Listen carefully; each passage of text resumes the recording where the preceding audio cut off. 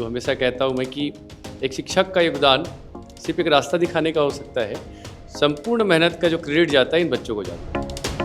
Proper guideline किया जाता तो बहुत बेहतर तरीके से रहा है। बस सही मार्गदर्शन हो और ईमानदारी से खुद के ऊपर मेहनत करो। शायद मुझे लगता है 2012 के बाद पहली बार ऐसी रैंकिंग हम लोगों ने देखी है। न तो नींद हुई है और न खाना गया है, तो इससे और बेहतर और क्या रिजल्ट हो सकता है। कोई ट्रिक नहीं होता एग्ज़ाम के लिए, मेन है डेडिकेशन और थोड़ा सा त्याग। राहगीर से ज़्यादा योगदान जो होता है वो एक मार्गदर्शक का होता है। अगर आप ज़्यादा सोचेंगे कि क्या होगा कैसा होगा, वो ज़्यादा और डिले करेगा। फोकस किसी एग्ज़ाम में रहे तो 1 साल सफिशिएंट है। कभी आपको अच्छा लगे, कभी अच्छा ना लगे, कैसे भी दिन जाए, बस आपको एक लिमिटेड आवर्स देने हैं पढ़ाई में।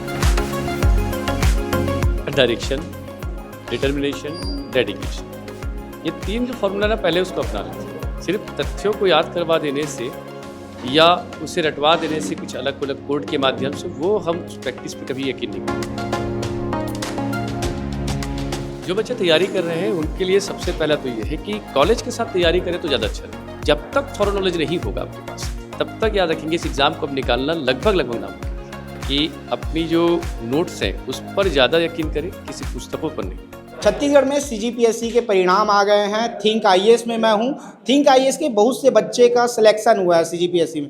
बच्चों से भी बातचीत करेंगे और जो गुरुजन हैं जो लगातार शिक्षा दे रहे हैं, लगातार बच्चों की तैयारी करवा रहे हैं, उनसे भी बातचीत करेंगे। सर पहले तो बहुत बहुत बधाई आपको। आप सबका बहुत बहुत धन्यवाद। और कुछ शब्द नहीं है आज बोलने के लिए। खुशी बहुत है। हाँ, मतलब भावनाएं हैं पूरी तरीके से।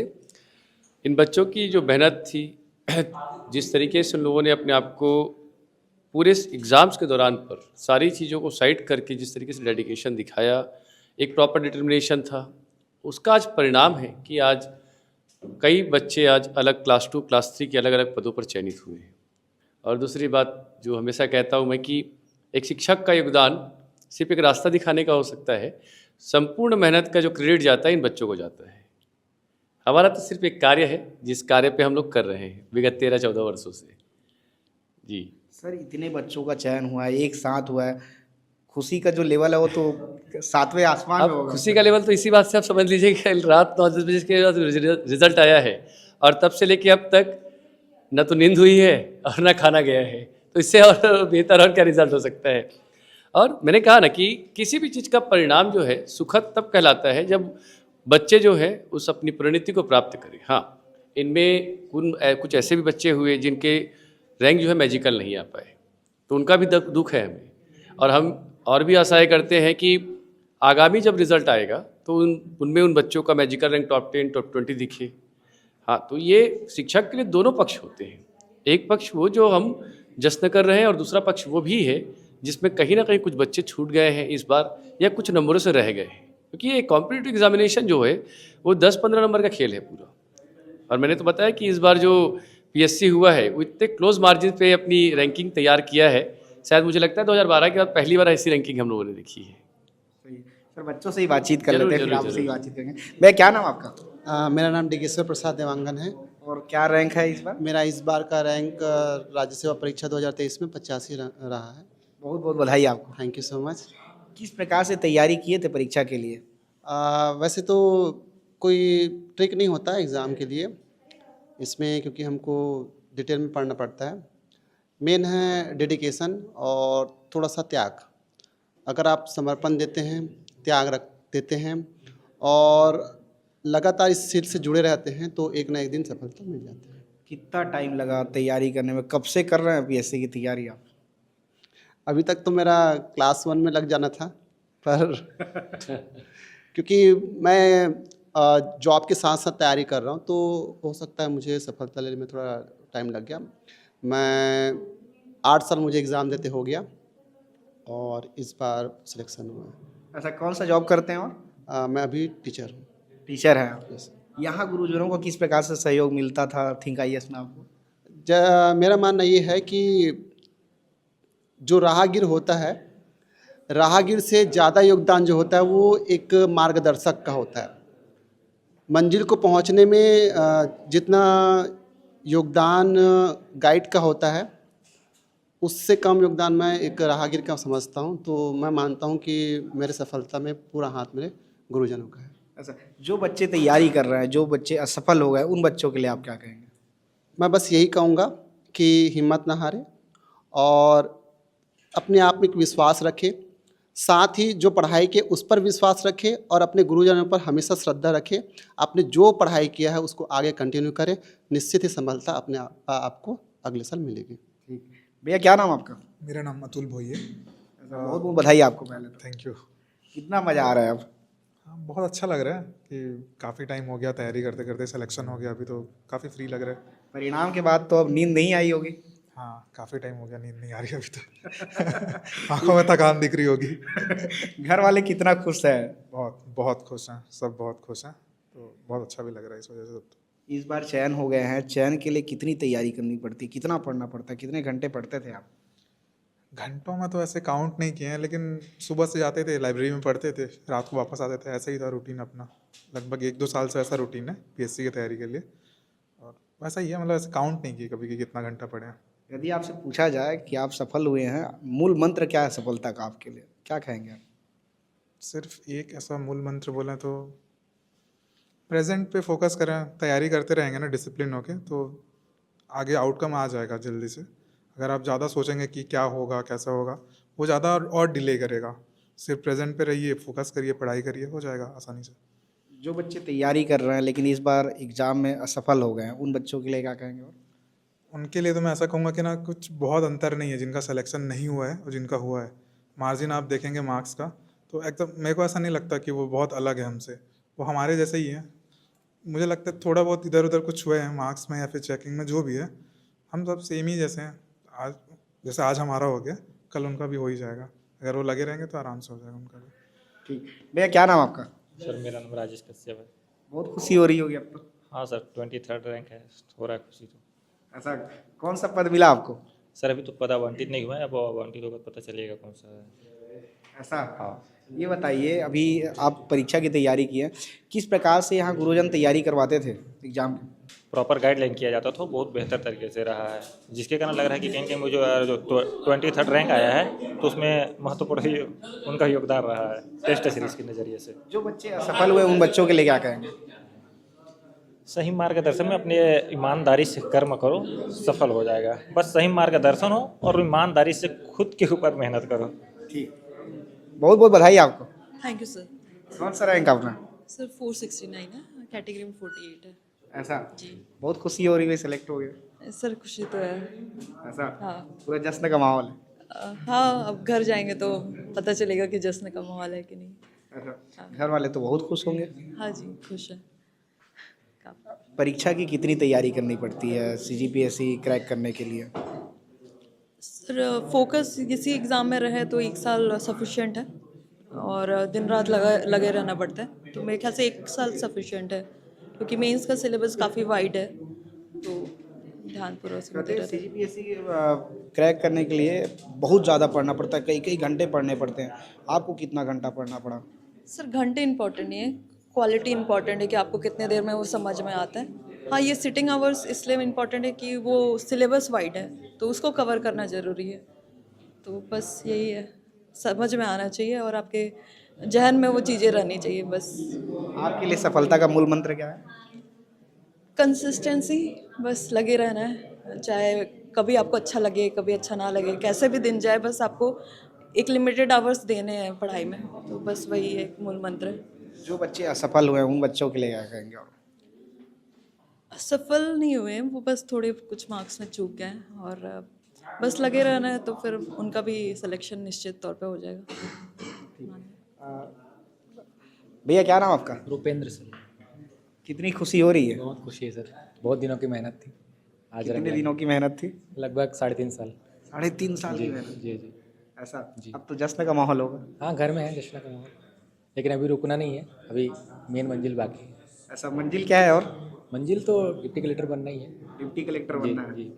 ऐसा, परीक्षा की तैयारी करने के लिए क्या क्या करना पड़ता है, कितने घंटे पढ़ने पड़ते हैं?